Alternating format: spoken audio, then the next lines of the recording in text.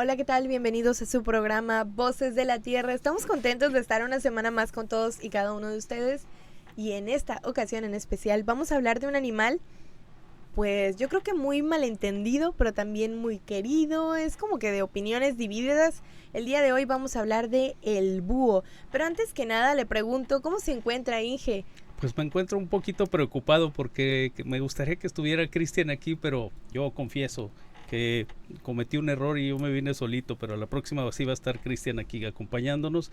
Pero fuera de eso estoy muy contento de estar aquí compartiendo este micrófono contigo, Citlali, porque vamos a hablar, como bien lo dices, de uno de los ejemplares de la fauna silvestre menos comprendido, casi junto con los murciélagos y las víboras. Los búhos son organismos que Ajá. por extraño que parezca, hay más mitos que realidades alrededor de estos animalitos, y por eso vamos a destacar el día de hoy la importancia, el nivel de conservación y algunas características que creo que a nuestro público le va a gustar. Hablar de los búhos o tecolotes. Es un sinónimo, búho o tecolote. Son lo mismo. Son prácticamente lo mismo. Ok, porque sí había escuchado en varias ocasiones que les nombraban, pero como que sentía que estaban haciendo referencia a diferentes animales, Ujú. pero es bueno saber que pues son el mismo, así que si usted tenía la duda de igual manera en la que la tenía yo, pues ya sabe, son lo mismo. Son lo mismo. Y precisamente estamos hablando hoy de los búhos porque mañana,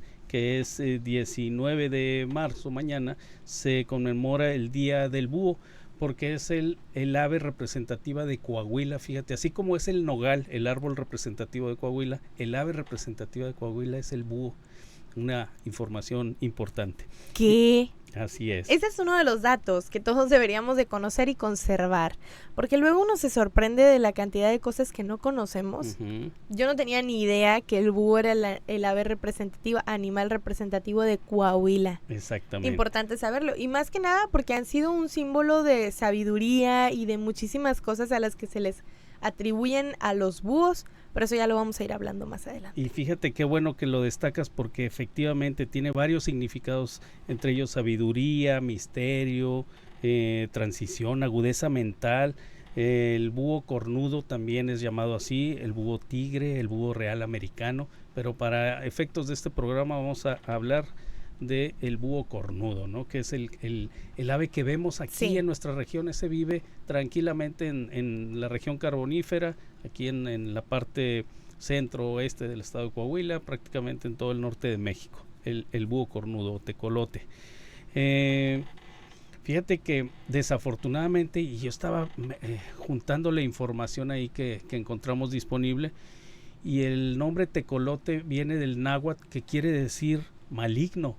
Qué cosas, ¿no? Porque precisamente los antepasados ubicaban a estos organismos como un organismo nocturno que anda pues en las sombras cazando, y lo asociaban con algo malo, ¿no? Y eso yo creo que lo arrastramos hasta nuestros días, porque efectivamente decíamos que es el poco comprendido búho, y dentro de los mitos que rodean a este organismo, pues es eso, ¿no? Que vamos a hablar un poquito más adelante de eso, pero es algo que desconocemos, y ante las cosas que desconocemos la reacción inmediata es tener miedo, es rechazo. Entonces entre eso están las características del búho, y encontramos que para esta especie existen 12 subespecies conocidas, pero del que vamos a hablar es del género Bubo. El nombre científico es Bubo virginianus, y son de las aves rapaces, pertenece al grupo de las aves rapaces, Sí. de mayor tamaño aquí en América. Claro que hay otras también muy grandes, pero el búho cornudo, el que conocemos aquí en nuestra región, tiene la hembra es un poquito más grande que el macho. En general tienen longitudes de 43 a 64 centímetros, Grandes. el tamaño promedio, y poseen una envergadura desde 90 hasta 153 centímetros, o sea, más de metro y medio de las puntas de las alas. Sí, están bastante grandes. Son bastante grandes. Wow. Y son muy fuertes, ¿no? El peso de ellos está desde 1,6 kg, pero ha habido casos en los que se han registrado organismos de más de 2 kilos, casi 2,5 kilos. Okay. Para un ave, un ave voladora, es mucho peso, ¿no? Porque Claro. acuérdate que las aves en general su composición ósea es hueca, es cilíndrica, es muy frágil y muy liviana. Entonces para un ave pesar 2,5 kilos, pues está interesante, Sí. ¿no? Porque es un ave grande. Otra característica que presentan los búhos son que sus ojos, al tener un hábito nocturno, básicamente, tienen una agudeza visual muy impresionante, ¿no? Por eso vemos esos grandes ojos que tienen, para captar el mínimo de luz nocturna y poder hacer sus actividades. Tienen un campo de visión muy muy amplio, son comparado con otros organismos serían los que tienen los ojos más grandes, ¿no? En tamaño serían los ojos como los de un humano, pero proporcionalmente, pues ya lo dijimos, un búho que mide 64 centímetros con los ojos del tamaño de un humano, pues sería un organismo con los ojos excepcionalmente grandes, ¿no?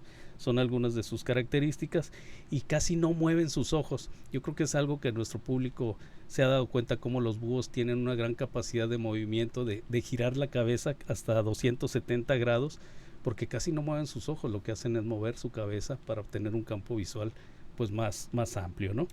No me había percatado de eso, creo que nunca había puesto la suficiente atención para pensar o llegar a la conclusión de que casi no mueven los ojos, pero ahorita que hace esa explicación sobre el movimiento de la cabeza, es una gran explicación. Sí, ¿verdad? Es interesante, a mí también me pareció muy, muy interesante porque los hemos visto en la naturaleza y en cautiverio, cómo tienen esa capacidad, pareciera que dieran una vuelta de 360 grados en su cabeza, pero no, son 270 grados, sin embargo, pues sí es excepcional esa cualidad.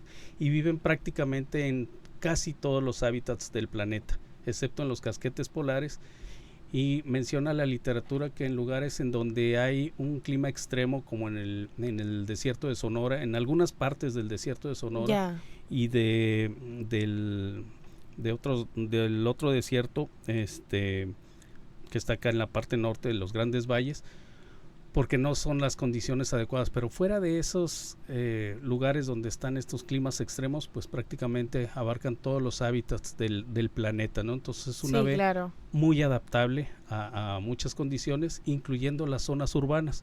Por eso es que eventualmente los podemos ver dentro de zonas urbanas, en los patios, dentro de las ciudades, se han podido ver y escuchar también a los búhos, a los tecolotes, ¿no?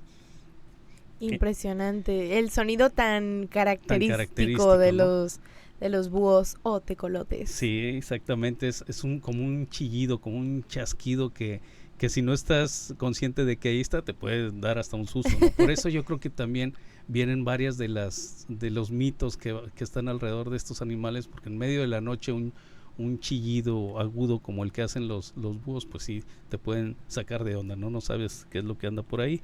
Sin embargo, su alimentación está exclusivamente hacia roedores, pequeños mamíferos, algunos reptiles. Pueden comerse murciélagos, por ejemplo, en la noche, que también andan por ahí en actividad. Claro. Y se ha registrado hasta la alimentación con peces. Entonces su alimentación es netamente carnívora, no van a comer vegetales. Y en esa parte yo creo que también deberíamos valorar las actividades de los búhos, porque nos ayudan a controlar plagas como ratones en los graneros, en las ciudades, porque son los que controlan esas plagas, no son los depredadores naturales de esos organismos. Entonces son nuestros ayudantes, en lugar de ser malos hacia los humanos. No somos parte nosotros de su dieta, sino los ratoncitos sí. Entonces van a estar controlando poblaciones que pudieran ser nocivas para la salud humana. Y además son muy utilizados en cetrería, esta actividad que tienen algunas personas de ¿Sí? acondicionar aves rapaces para cazar, para andar en áreas naturales y enseñarlos a cazar. Y es una actividad más o menos común, sobre todo en Europa. Aquí en América sí la hay también, y los búhos forman parte de ese gremio de aves que las educan para esa actividad. Entre las actividades, entre las Ajá. características que tienen que ver con la reproducción de estos animalitos, ellos pueden anidar en troncos, en relices, y ponen, son poco fértiles si los comparamos con otros organismos, de 2 a 3 huevos dentro del ciclo de vida de los búhos. Y si a eso le agregamos una gran cantidad de amenazas que tienen, aunque están en la cúspide de la pirámide por ser depredadores, pues están expuestos a una gran cantidad de amenazas que afectan su hábitat o que afectan su alimentación. Si su hábitat está fragmentado por incendios o por el crecimiento de la mancha urbana o el uso de pesticidas, también lo hemos platicado en algunos programas que lo has de recordar, cómo los pesticidas hacia las aves rapaces afectaban la composición de la cáscara del huevo, entonces afectaba la reproducción de las mismas. Entonces también el uso de agroquímicos en exceso también afecta de alguna manera la reproducción y el desarrollo de estas aves, ¿no? Además de que si se matan a las presas, que son los ratones, con veneno, pues también los animales como los búhos se ven afectados porque se comen el veneno que ingirieron sus presas. Entonces ahí es parte de los problemas que enfrentan los búhos, ¿no? Parecieran como que intocables, sin embargo, pues no. Y si a eso además le agregamos todos esos mitos que hay alrededor de ellos. La mala reputación que tienen los búhos, que era lo que estaba pensando ahorita. Sí. La imagen que se tiene de los búhos es muy negativa, al menos para muchas de las personas. Y es que también como que los confunden y los relacionan con las lechuzas. Sí. Otros animales que están, pero ahora sí que mal vistos por las personas. Y se les adjudican muchos mitos. Sí. Yo creo que el irlos desmintiendo, el ir mostrando que de verdad, que no son lo que se dice que son, que ahorita yo supongo vamos a hablar un poquito más a detalle de eso. Creo que también varía mucho el cómo es percibido según el lugar, porque me llama la atención que aquí en México, pues hasta la palabra tecolote resulta que es maligno, pero por ejemplo en culturas en Europa hay ciertas áreas en las que se les adjudica, por ejemplo, a brujas, o a hechiceros, o a personas de mucha sabiduría, pero también estaba la parte, por ejemplo, religiosa, que en la antigua Grecia pues se tenía, por ejemplo, la figura del búho se le asociaba a la diosa Atena, que era la de la sabiduría. Exacto. Y ahí se sí, les tenía, sí estudiaste. Pues se les tenía mucho respeto. Sí, claro. Sí, efectivamente tiene como que un efecto ambivalente, o por muy buenos o por muy malos. Efectivamente aquí, de hecho... que graduaciones, que para aprender inglés. ¿Y cuál es el ave que ponen, por ejemplo, los abogados ahí en sus lugares de trabajo? Un búho, un tecolote, porque representa sabiduría.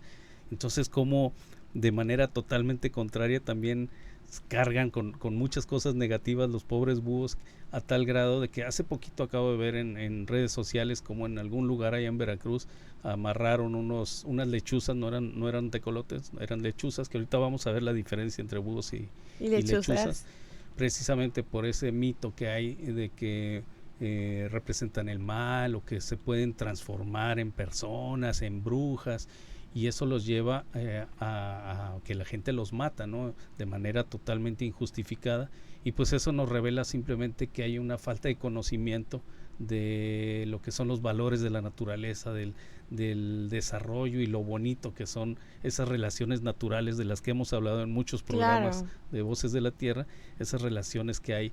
Es la naturaleza, es la depredación de los ratones, pues es parte de la naturaleza, ¿no? Y ha sucedido durante millones de años y va a seguir sucediendo si los dejamos vivir. Ah, claro. Además creo que son aves impresionantes, imponentes, se ven hermosas, como para que vayan y se les cause un daño solamente por estos prejuicios infundados, que ahora sí que vienen de aquel mito, aquella leyenda, de que se dice que se transforman en brujas y en brujos y en hechiceros. La verdad yo creo que en la época en la que nos encontramos, respetando cada una de las creencias de todas las personas que nos observan, sí creo que hay que ir despegando ese tipo de ideas de los animales. Sí, definitivamente, porque pues no nos llevan a nada bueno, y contrario, pueden poner en riesgo hasta la salud de un ecosistema, no nada más del organismo, sino de un ecosistema, porque al quitar un eslabón de ese ecosistema, pues estamos afectando a muchos otros organismos y a lo mejor a la viabilidad de todo un ecosistema si le quitamos eso que es muy importante. Todos son importantes, todos los organismos en la naturaleza, a final de cuentas, incluyendo el humano, somos importantes y tenemos una función ahí en ese ecosistema, y si quitamos uno de esos elementos, pues algo va a pasar, un desequilibrio que tarde que temprano se va a volver a equilibrar. La naturaleza es muy sabia, pero pues no hay necesidad de hacer esos desequilibrios en la naturaleza. Y parte de los mitos que estábamos mencionando, por ejemplo, ese ruido característico que ahorita lo platicábamos un poquito, que se llama ulular. Los búhos ululan. Ese ruido característico de ellos se supone que los estudiosos de estos organismos han detectado cómo ese ruido es para atraer a otros organismos de su misma especie o para marcar territorio. Lo mismo con las orejitas que es característico de los búhos o del búho cornudo. Se le llama cornudo precisamente porque tiene una especie de orejas, pero en realidad no son orejas, son unas plumas que parecieran penachos, que quedarían como si fueran orejitas, pero no, para nada tienen que ver con las orejas, y son más bien una adaptación que tienen estos organismos para darse a conocer ante su misma especie, hacer algunos movimientos característicos de ellos, pero no tienen funciones de orejas.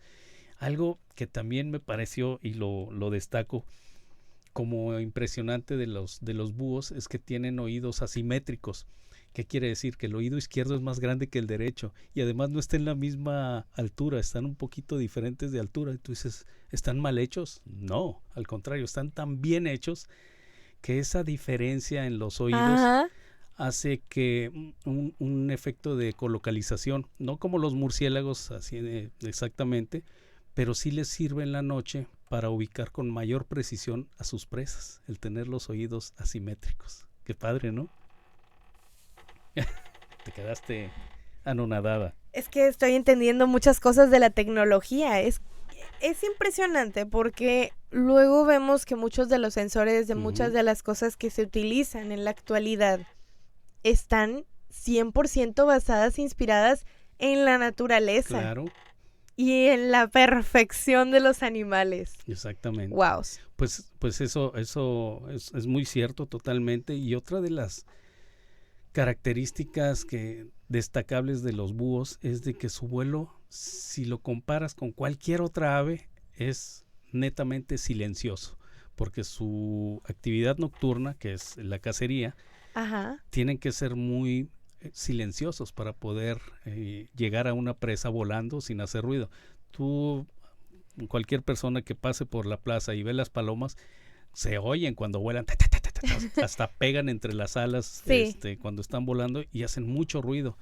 Pero ¿cuándo has oído el vuelo de un tecolote o de un búho? Jamás, porque son realmente silenciosos. Justo me había salido un video de eso pero era una lechuza. Okay. Y estaban personas que practicaban la cetrería y tenían cada una su ave y era distinta, y tenían una que era como un águila. Okay. Bueno, no sé si era un águila, pero parecía. Y se escuchaba el aleteo. Y luego pasaba una paloma y también se escuchaba. Creo que también fue un cuervo.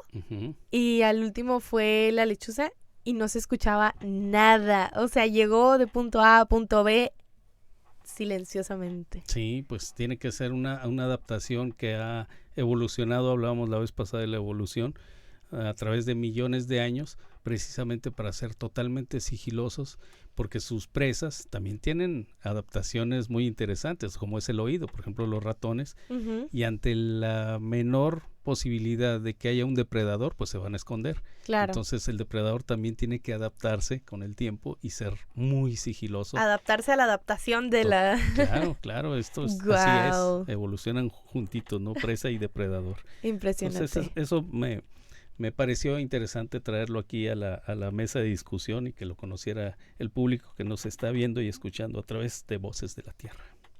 Por supuesto. Y es aún más impresionante el saber todo esto, tomando en cuenta pues que hay en el lugar en el que vivimos, ¿verdad? Sí. Aquí hace unos días en la plataforma Facebook, ahí el profe Robert, a quien le mandamos un saludo, que seguramente nos está viendo, reportó aquí en San Juan de Sabinas la presencia de un tecolote, de un búho cornudo, ahí en San Juan de Sabinas. Él está desde hace mucho tiempo tratando de pues mostrar a la gente la belleza de la naturaleza a través de la fotografía, y hace poquito nos compartió unas fotos ahí de un tecolote en su casa, saliendo de su casa ahí en uno de los árboles que tiene ahí. Pues ahí estaba posado un tecolote aquí en San Juan. Allá en Sabinas nos ha tocado verlos, a la orilla del río, seguramente aquí en Musquis. Son aves muy comunes, tanto en la ciudad como saliendo un poquito ahí al área natural. Vamos a poder encontrar búhos o tecolotes en su hábitat natural. Y fíjate que otra de las cosas también que quisiera compartir es que no es una especie protegida, no es una especie en riesgo, no está en la norma oficial mexicana como una especie amenazada, rara o endémica. Sin embargo, a nivel internacional, pues tiene una categoría como de baja preocupación. Quiere decir que no hay riesgo de extinción para esta especie, pero eso no quita de que sea muy importante y que hay que protegerlas y cuidarlas, no matarlas. Dentro de las acciones que podemos emprender desde nuestro hogar para cuidar o conocer a los tecolotes, pues es cuidar y respetar los nidos, por ejemplo, de esta especie, el evitar el uso de agroquímicos para que no disminuyan las poblaciones de su alimento. Estoy hablando de las áreas naturales, ¿no? En las ciudades es diferente, porque en las ciudades pues es un hábitat de los humanos, ¿no? Preferentemente, entonces pues ahí sí se hacen actividades de control de roedores, por ejemplo, pero es diferente acá en las ciudades. Aquí hablamos más de las áreas naturales. Los incendios forestales, que ahorita hemos estado hasta acá de incendios forestales causados por humanos, también afectan mucho pues el hábitat de esta especie. Sí, porque, por supuesto. Pues al perderse la cobertura vegetal, las madrigueras o afectar las áreas de anidamiento de los roedores, pues también se afectan a sus depredadores, ¿no? Y peor cuando en estos incendios llegan a afectarse zonas arboladas, pues también allá arriba estaban el hábitat de esta especie y también se ve afectada por los incendios. Es pues una amenaza muy importante para los búhos y muchas otras especies, ¿no? Los incendios forestales. Entonces, ¿qué podemos hacer? Pues evitar incendios forestales. Ahorita que estamos en la temporada, que está empezando la temporada crítica, hay que avisar a la autoridad si es que vemos alguna columna de humo, para que entre más rápido se pueda atender, pues menos daño va a Claro, no dejar que se lleve, se propague y se haga algo muy grande de algo muy pequeñito, que eso es parte del riesgo del fuego.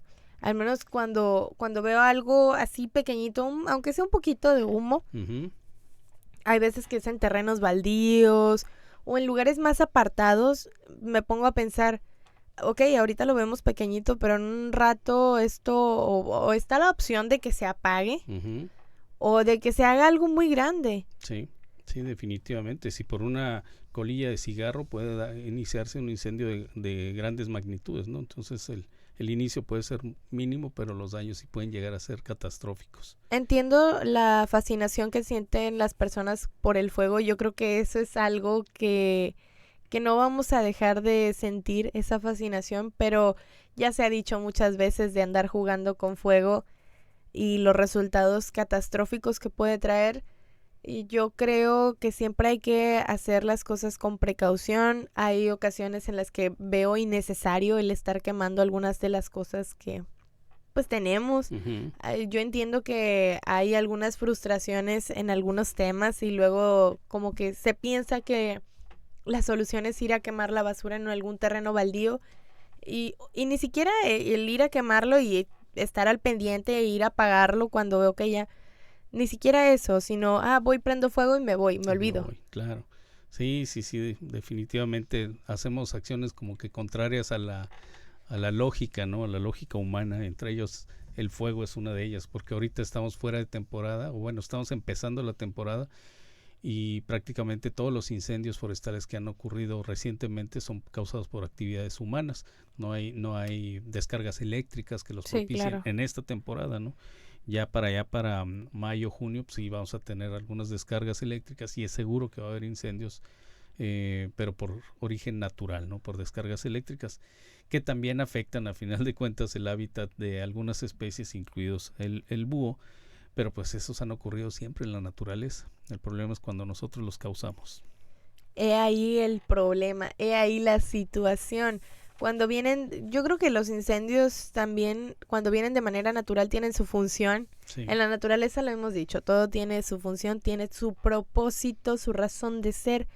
Pero ya cuando viene de la mano humana, pues como que no siempre viene de una gran sabiduría. Sí. Ese incendio. Pero pues ahí está el comentario, recomendarles a todos ustedes que no sean los causantes de estos incendios, que ya han sido bastantes, pero sí. bastantes. Ya me ha sido impresionante que de repente me voy desplazando de un lugar a otro y volteo y por las ventanas, volteo por la ventana del vehículo en el que me voy desplazando y este lugar se está quemando, y pasamos por otro y acá también se está quemando, y ya me ha parecido un descontrol, pero siempre viene de la actividad humana. Sí, y este año vamos a poner especial énfasis en aplicar la norma porque está prohibido en realidad en Coahuila, en todo el estado de Coahuila. Ajá. Está prohibida la realización de fogatas en lugares no adecuados, y entonces se convierte en un delito.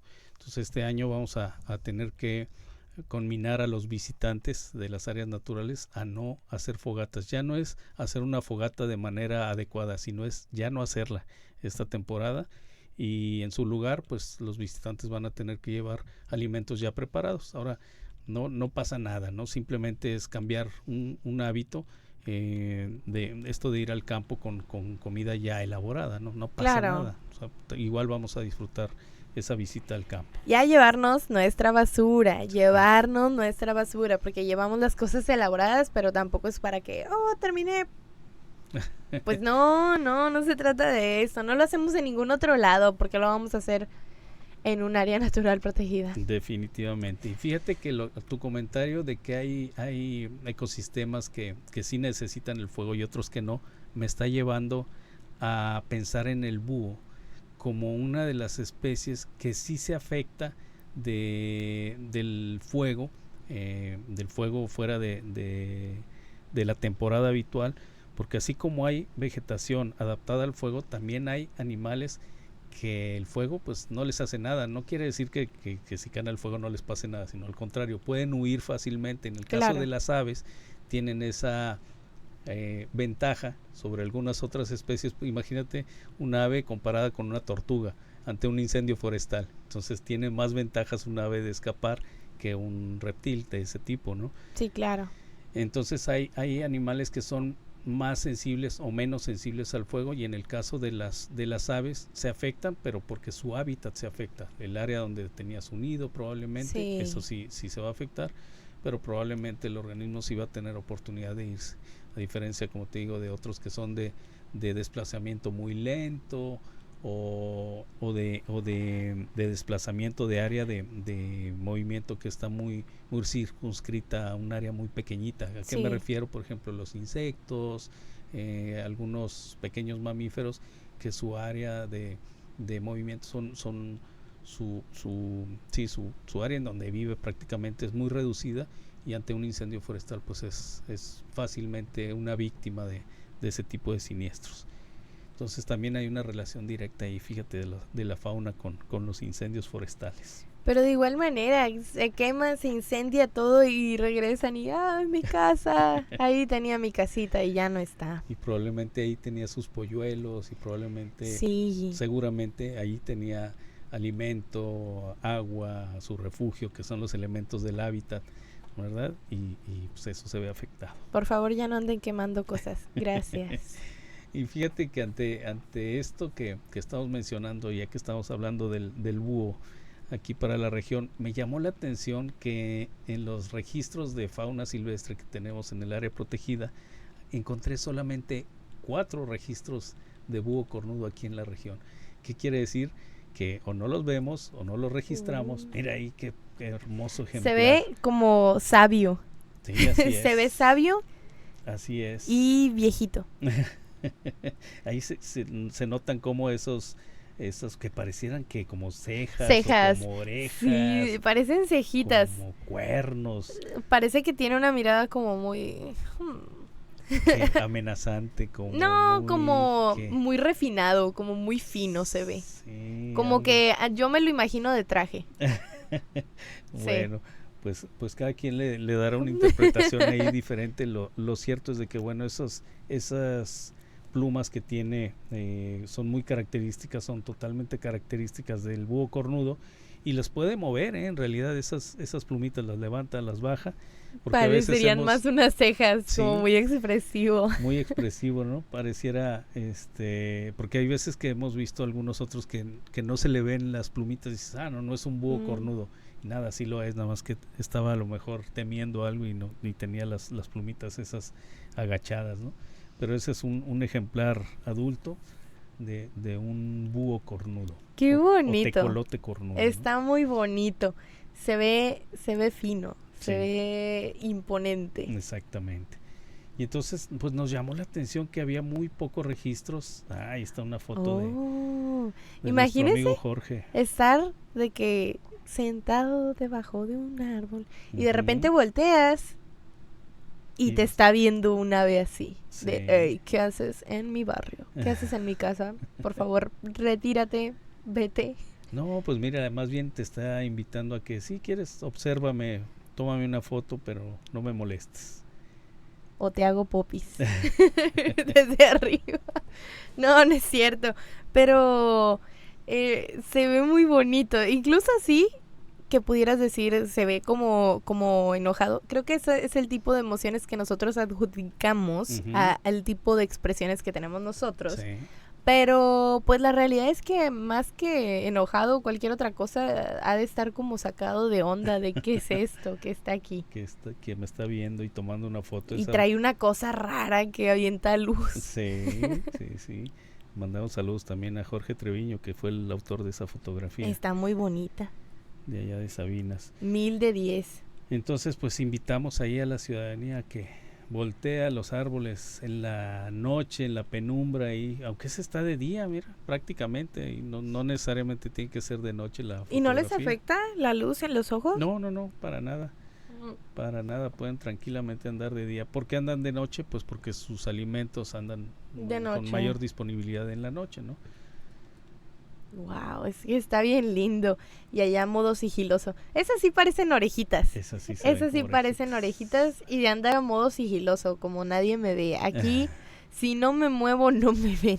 Y es lo que ocurre a veces, ¿no? Que son tan Sigilosos que no nos damos sigilosos. cuenta. Exactamente, no se van a mover y va a parecer como algo que está ahí, quién sabe qué será, una mancha oscura. Pero imagínatelo en la penumbra, esa figura, digo, a mí no me parece un humano. Sin embargo, he escuchado de personas a veces muy allegadas que dicen, sí, mira, tiene forma de humano. Pues yo no lo veo como humano esa silueta, ¿va? Un humano muy extraño. Muy extraño. Definamos humano. Porque sí se ve justamente como la silueta de un tecolote, de un búho. Exactamente. Una vez creo que había uno por mi casa, Sí, seguramente. en la noche. Seguramente. No lo vi, pero se escuchaba un sonido Ok. y me dijeron, es un búho. Ujú. Yo no sabía, pero sí. No Pues- lo vi, pero se escuchó. Pues después de este programa te aseguro que espero que alguien de nuestra audiencia voltee más seguido allá para el cielo, para los árboles, y pueda ver alguno de estos majestuosos ejemplares. Esa foto la tomó Memo Sena, también colaborador y amigo acá de nosotros, y nos mandó en algún momento esa fotografía, ¿no? Espero poder ver alguno. Oh, ya ese, ¿qué le Y tú pasó? dices, mira, ¿qué onda? Pues no que tenía cuernos, no que tenía esas cejas y esas plumas. Ese es un búho cornudo. Está impactado.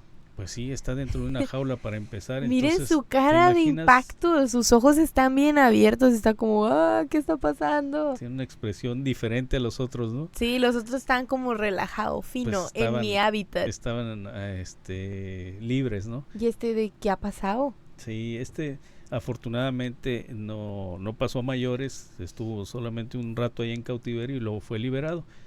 Que por cierto, y aprovecho el comentario, que cuando se liberó uno de estos ejemplares, Ujú. la fuerza que tienen en sus garras es realmente impresionante. Se compara con la fuerza de un humano, todavía más fuerte que el apretón de manos que haga un humano. Esas pequeñas garras que están adaptadas para sujetar roedores o sujetar Ajá. reptiles. pero tiene una fuerza impresionante a tal grado que el guante con el que se logró sujetar atravesó las garras del ave, atravesó el guante ese de carnaza. Ahí para la gente que anda saludando, apretando mucho la mano. Le puedes decir, oye, saludas como un tecolote, como un búho. Nomás córtate las uñas. Por favor. Por favor. Entonces, bueno, esta foto no era lo más bonito que quería mostrar, pero sí quería pues que vieran también cómo la expresión cambia en este animalito al estar en cautiverio, ¿no? Se ve preocupado. Se ve asustado, distinto. Sí.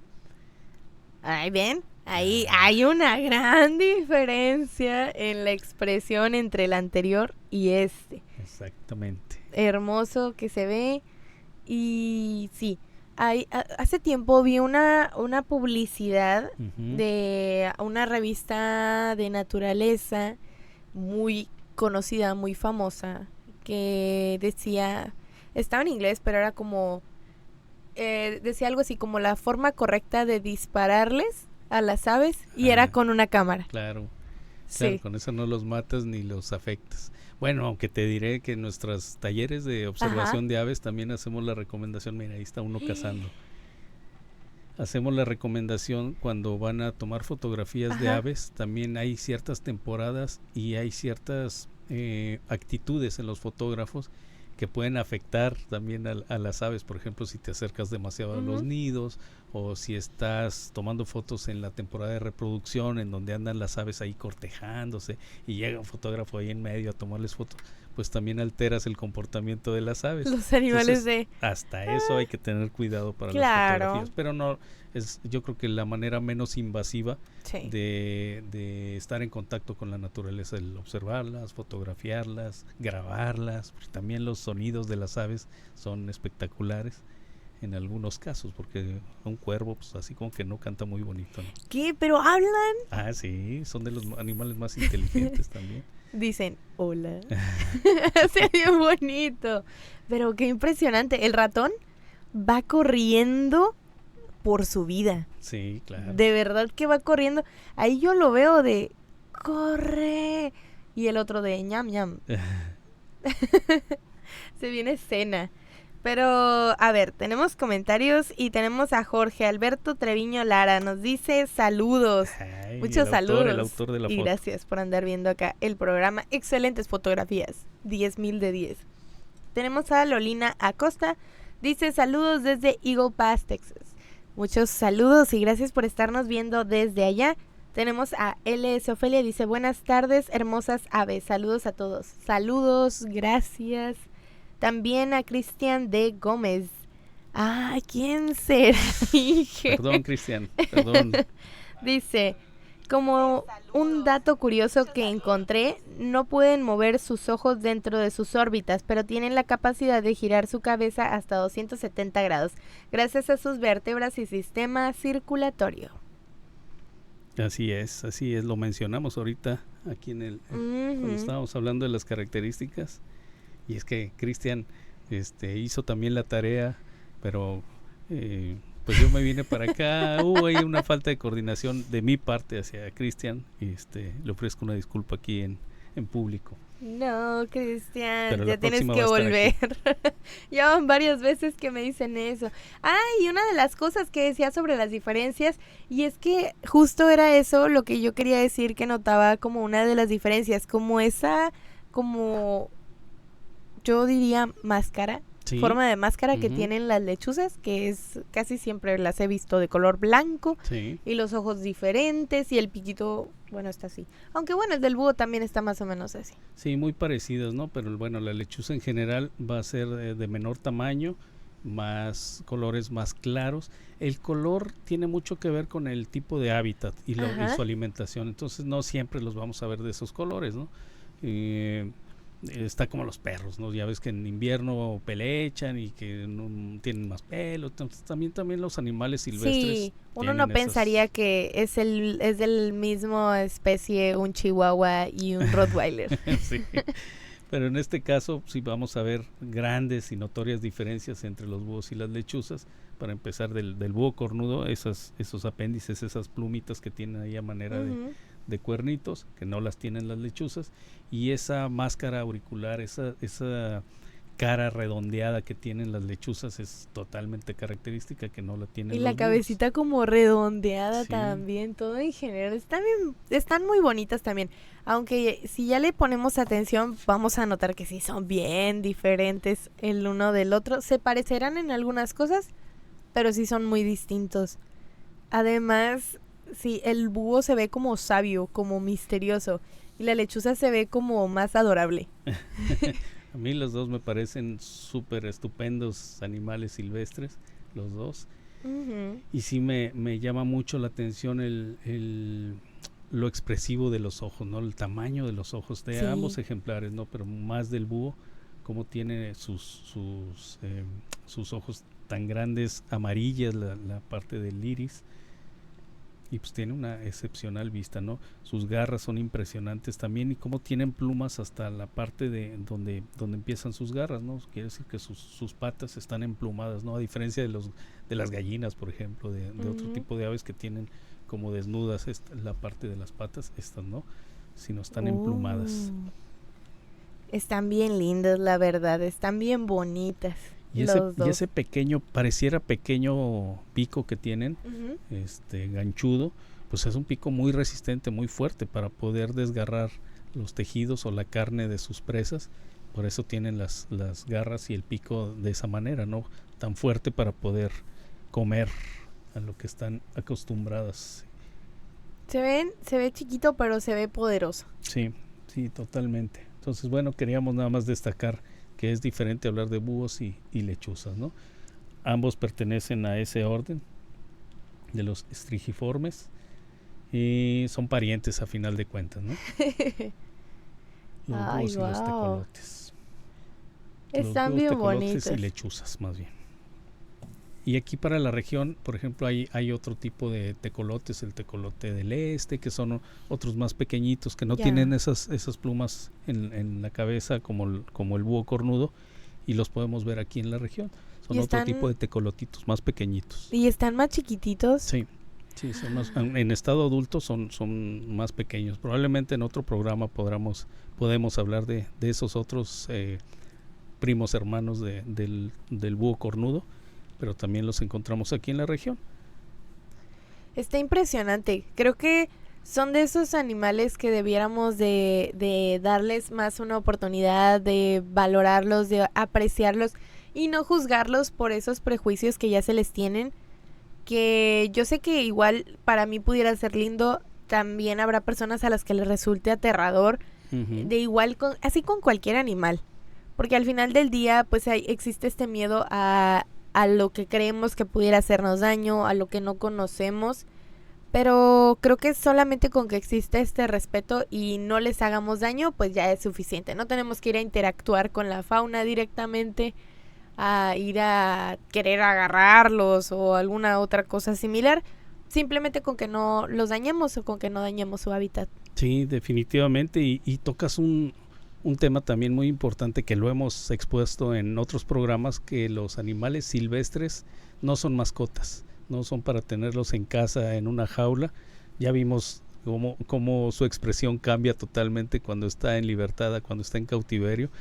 Pues no están acostumbrados a estar entre los humanos y comiendo la comida que uno cree que es la buena, ¿no? Dándoles alimento o carne de vaca o carne, qué sé yo, un trozo de carne ahí. Si están acostumbrados a alimento vivo, ¿no? Que ellos cazan. Entonces generalmente los animales silvestres que son capturados en campo y tratados de domesticar o utilizados como mascota, pues más del 90% van a morir por mala alimentación o porque simplemente no resisten este contacto con los humanos, contacto tan estrecho con los humanos. Y pues qué necesidad hay, mejor dejémoslos ahí en el campo, usemos el gatillo que dijiste, que es el de la cámara fotográfica. Claro. O simplemente observémoslas. El apreciarlos, el saber que están ahí, el verlos y decir qué bonito. Sí. Que siga existiendo. Definitivamente. Y yo no soy un obstáculo, gracias. Yo no voy a ser obstáculo de su existencia, ni mucho menos. Pero algo que también creo que es importante destacar, por ejemplo, pudiera existir esta confusión de, bueno, pero es que si no los podemos tener como mascotas, como animales domésticos, ¿qué onda con la gente que practica la cetrería? Ujú. ¿Dónde está bien y dónde está mal? ¿Dónde Cierto. termina y empieza? Yo creo que hay un cuidado distinto y hay un trato bastante distinto cuando alguien ya se dedica a eso, cuando practican la cetrería. Yo imagino que tienen pues ya un trato y unas prácticas muy distintas con los animales, con las aves, a cuando alguien llega y ve uno en la naturaleza y lo voy a tomar y vámonos para la casa y les quieren dar jamón o algo así. Yo creo que sí tiene que ver ahí, hay bastantes diferencias, pero de igual manera, pues hay que investigarlo, hay que estar ahí como que analizando cada uno de los casos. Definitivamente, y muy cierto, los cetreros, por lo menos los que hemos tenido contacto con ellos, muchas de las aves que tienen ellos ahí en entrenamiento fueron aves o que nacieron en cautiverio Sí. o que fueron en algún momento lastimadas, como lo que hemos recibido a veces acá en el área donde trabajamos, y se las dejamos para rehabilitarlas. Entonces los cetreros son personas que tienen conocimiento en los hábitos y la alimentación y demás Claro. de las aves, y estos animales son recuperados, son pues rehabilitados más bien, Sí. y si están en condiciones son liberadas, porque a veces les tienen que volver a enseñar a cazar para poder liberarlas, ¿no? Porque un animal que depende de los humanos para alimentarse, pues es un presagio a la extinción. O sea, si lo liberan, no va a tener la capacidad de cazar, entonces se va a acercar a los humanos y lo más seguro es que vaya a sufrir algún daño por ahí. Entonces los cetreros que liberan los animales, en este caso las aves rapaces, ya les enseñaron a cazar y mantenerse alejados de los humanos o de las zonas urbanas. Por lo menos son los cetreros con los que nosotros hemos trabajado, Sí. y tenemos la confianza de llevarles algún organismo lastimado que ellos los van a recuperar y posteriormente a liberar. Pero son los casos estos que te comento, ¿no? O animales que nacieron en cautiverio o que fueron rehabilitados para su liberación. Claro, y es un trato bastante distinto, siempre buscando un beneficio o que los animales se encuentren mejor Sí. a el estado en el que llegaron, ¿verdad? Porque como lo dice, igual y pudieron llegar lastimados, heridos, y en la naturaleza pues estuviera condenado a fallecer, y pues ya se hace un trabajo para que pues justamente eso no suceda. Sí, hace unos días de hecho tuvimos el reporte de un ave rapaz acá por Barroterán, y estuvo muy insistente las personas de por allá que fuéramos por este organismo. Nosotros lo que hicimos fue vincularlos con la Dirección de Vida Silvestre del Gobierno del Estado para que atendieran este caso, porque es muy común el tener animales lastimados. No acabé de mencionarlo en el tema de las amenazas, los accidentes con vehículos y los accidentes con el cableado Sí. eléctrico, son también otra de También. las amenazas importantes para las aves rapaces, ¿no? Y entonces pues lo que hacemos ahí en ese caso es conminar a que la autoridad, que es la Dirección de Vida Silvestre, atienda estos casos para poder ser rehabilitados los animales en el caso que se pueda y liberados en su hábitat natural, que varias veces hemos participado en la liberación. Es algo muy bonito cuando el organismo ya se recuperó y es liberado en la naturaleza, porque se va libre, es dejarlo en libertad después de tenerlo en cautiverio algún tiempo, recuperándolo, y dejarlo nuevamente en el lugar más cercano al lugar en donde fue encontrado, ¿no? Porque a veces pues conocen el área en donde viven, y si lo liberas en otro lugar pues va a ser como en un terreno totalmente nuevo. Sí puede adaptarse, pero pues va a ser terreno en donde también ya hay otros animales, otras aves, a lo mejor de la misma especie, que van a competir por el espacio, ¿no? Pues claro que sí. Pero creo que el día de hoy hemos aprendido muchas cosas, ha estado muy interesante, me ha gustado. Siempre es lindo hablar de los animales y de lo asombrosos que son. Creo que la naturaleza nunca deja de sorprendernos, es maravillosa en todas sus formas, siempre tiene su razón de ser, siempre hay un porqué para cada una de las cosas o de las características de un ecosistema, de un animal, hasta la cosa más pequeña e insignificante que uno se imagine tiene su sentido y razón de ser. Sí, por eso me encanta venir a Voces de la Tierra, porque es donde nos das la oportunidad aquí, Radio Kickapoo, de hablar de estos temas que pocas veces los traemos aquí a la mesa de discusión. Y pues ese es el sentido de este programa. Qué bueno que han salido estos comentarios, estas dudas y estas sugerencias también a través de los participantes, a quienes agradezco y les mando un saludo a todos los que están ahí viéndonos y escuchándonos, y espero que no se pierdan el próximo programa, porque va a venir Cristian a hablar de la primavera y sus efectos. Ya vamos a entrar a la primavera. ¡Oh, excelente! Claro que sí, porque ya nació Benito Juárez. Sí. Y ya, eso significa que ya llega primavera, ya viene. Exactamente, va a cambiar de manera importante el ecosistema, el paisaje, y con ello también la naturaleza, los seres vivos, cambian muchas las veces. Alergias. Las alergias también. Entonces todo tiene su parte buena y su parte a lo mejor no tan buena. Para mí yo creo que en primavera, es que mi etapa de alergias más fea es en invierno. Sí. Entonces el paso a la primavera, yo sé que hay gente que la pasa muy mal, pero para mí como que es empezar a mejorar un poquito de eso. Y por eso digo, Dios. Pero qué felicidad. Por último, antes de que vayamos terminando, un saludo a Arnulfo del Río Saucedo, que está aquí al pendiente del programa, y también a Felipe Valenzuela, que dice: buenas tardes, Citlali e Inge, excelente tema sobre el búho. Aquí por mi casa se aparecen algunos en los nogales, se escucha el canto muy claro. Y hablando sobre el otro más chico, yo los conozco como tapacaminos, se posan sobre los caminos en la noche. Pues en algún programa hemos de hablar de los chotacabras, tapacaminos o pauraques, también así se les conoce a los que no son parientes en realidad de los tecolotes, es otro orden muy diferente, pero son animales crepusculares también. Qué bueno que hizo la observación, porque sí son muy característicos ya cuando está anocheciendo. Ajá. A veces ya en la noche. Estos son muy característicos, son muy bonitos también, los chotacabras, tapacaminos o pauraques. Ya hablaremos de ellos en otro programa. Excelente, pues muchísimas gracias por haber estado en este programa. Espero que se hayan divertido, que la hayan pasado bien, que hayan aprendido y que hayan hecho conciencia. Por favor, no enciendan fuego. Gracias. Nos vemos la próxima semana. No se pierda Voces de la Tierra. Bye. Bye.